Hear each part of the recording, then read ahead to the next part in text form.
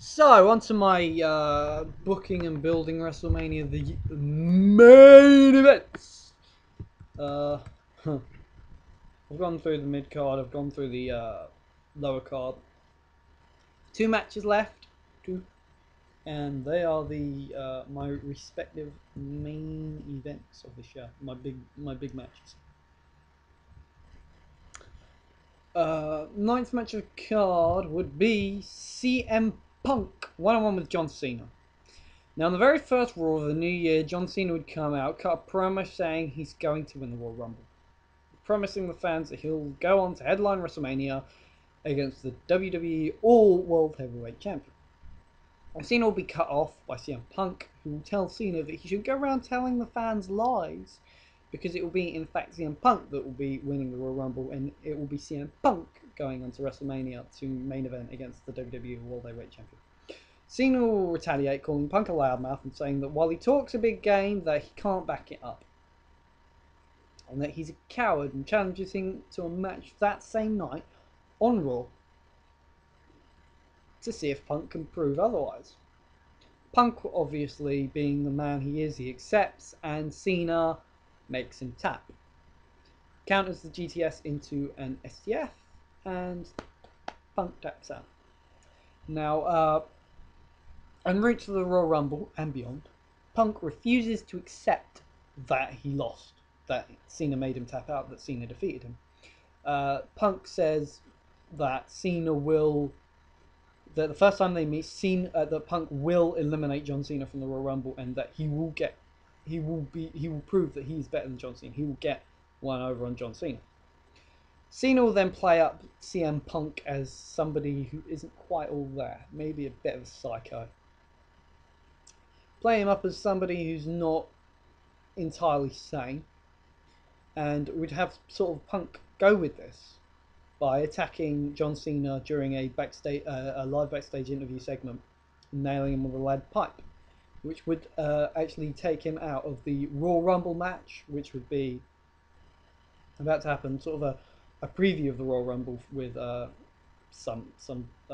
bunch of guys from Raw, and it would actually take Cena out of the match, so Cena would have to be removed from the match. Punk would then go on to win the match. He'd eliminate Randy Orton last, and John Cena would come out, head bandaged, and he would stand at the top of the entrance ramp and have a stare down with CM Punk. Come the Royal Rumble match itself, Cena and Punk come out at 38 and 39 respectively. They will be, so obviously there'll be two of the last guys left in the ring. John Cena manages to eliminate manages to eliminate SmackDown's Intercontinental Champion Dolph Ziggler, and as he's watching, he's looking over the ropes to make sure Ziggler's feet have both hit the floor. CM Punk sneaks up behind him, lifts his legs up, dumps him out of the ring. Cena is eliminated from the Royal Rumble match. Cena is livid. He will not be challenging the WWE World Heavyweight Champion at WrestleMania. Punk then goes on. He lasts all the way to the final three, when he's battling it out with Wade Barrett, and they're literally like right up against the ring ropes, literally almost falling over the ring ropes. And Alberto Del Rio would run across, flip up both men's legs, and dump them both out of the ring. So that would be them eliminated from the. That would be both of them eliminated from the Royal Rumble match. Punk would obviously then, his feet would hit last. He'd be the last person eliminated officially. And Alberto Del Rio would be the winner of the 2011 Royal Rumble match. So Punk didn't win the Royal Rumble either. We'll move past the rest of the Royal Rumble to the Raw next night, and we'll see John Cena and CM Punk both qualify for the WWE Championship Elimination Chamber match at Elimination Chamber. It's obvious that neither man wants the other to win the title. Punk will attack Cena before an 8-man tag team match. Cena would then take Punk and put him through the nail him with an attitude adjustment on the outside the Raw before Elimination Chamber. Roll around the Elimination Chamber match. Cena starts the match off against Morrison, and Punk is the first person out of one of the pods. Morrison will be eliminated by The Miz.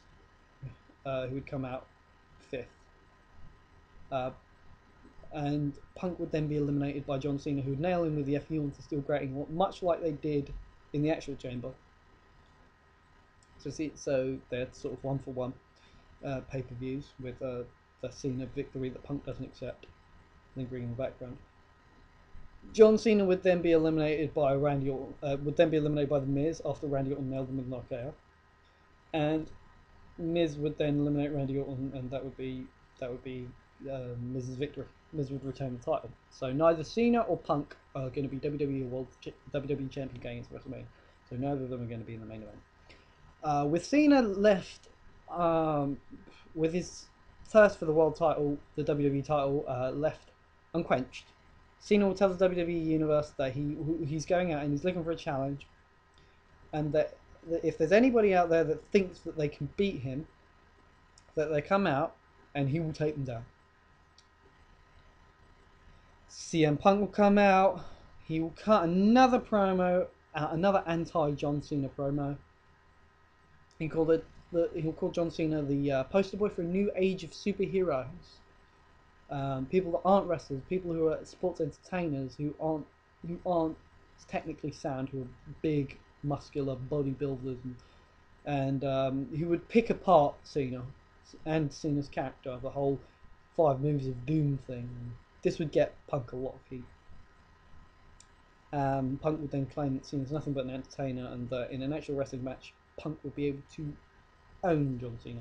Cena would dare Punk to come down. Punk would look like he was going to go down, and then he'd think twice about it.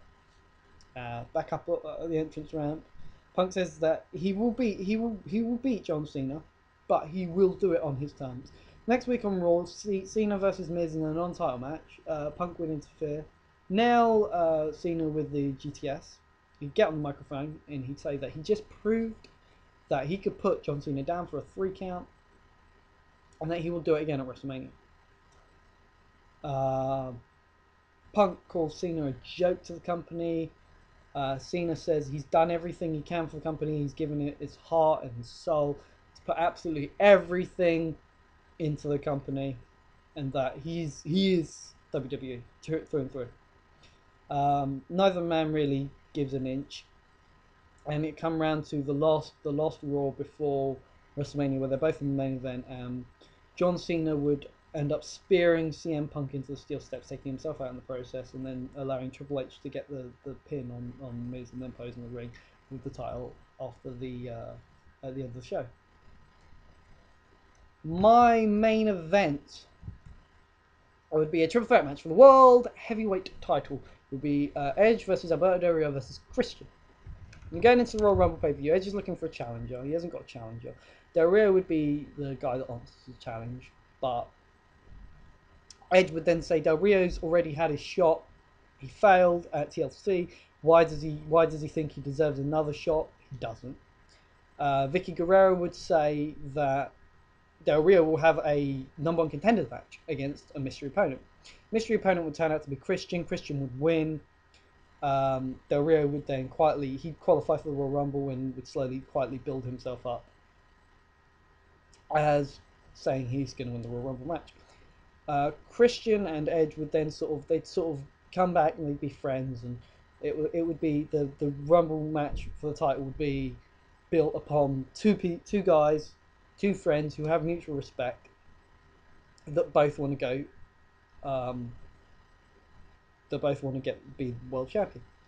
The match when it comes around to the match at the Royal Rumble, it doesn't really play out like that. It goes from 2 men that have mutual respect for each other to being an all-out blood feud, but both men will do absolutely anything to get the title, and the match would end in a double pin, so it would end in a draw, and that would mean that Edge retains, but Christian never lost.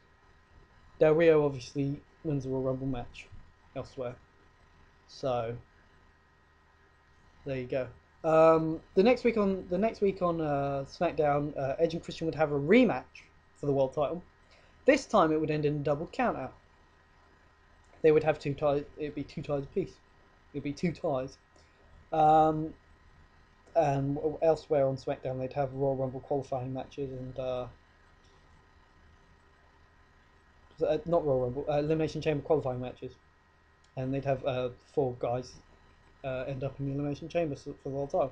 You'd have Edge and Christian then be announced as the first 2 men, the 2 men that will be starting the Elimination Chamber on the SmackDown side of things. The build to Elimination Chamber would see Edge say that it's gone from 2 men that want to be friends to two men who were friends and were sort of fighting. They had mutual respect for each other and just fighting to see who was the best. It's gone to it's turned to a blood feud where they both want the world title, and that's the most important thing to both of them. And Edge even goes as far as to say that Christian would have to kill him to get that title from his cold dead hands. In the build-to match, I'd have Christian actually using the spear in a way to in a way of mocking Edge. So I'd build Christian as he's gonna beat Edge using his own finisher. So they start the match and they end up as lost too. As he comes to the close of the match, Christian's setting up Edge for the spear. Now Edge, being the resourceful champion that he is, grabs a steel chair that Kane had brought into the ring after he'd been eliminated. So as Christian runs, goes to nail the spear, Edge takes him out with a steel chair, whacks him across the head with a steel chair, takes him out, he's out. Edge gets the cover, 1, 2, 3, retains the World Heavyweight title. As those 2 are fighting in the Elimination Chamber, earlier in the card you have the Alberto Del Rio,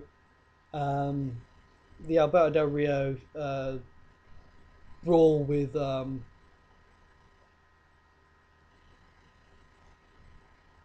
with Triple H, and that would sort of hype him. So there's no need to talk about that because that was talked about in a previous video.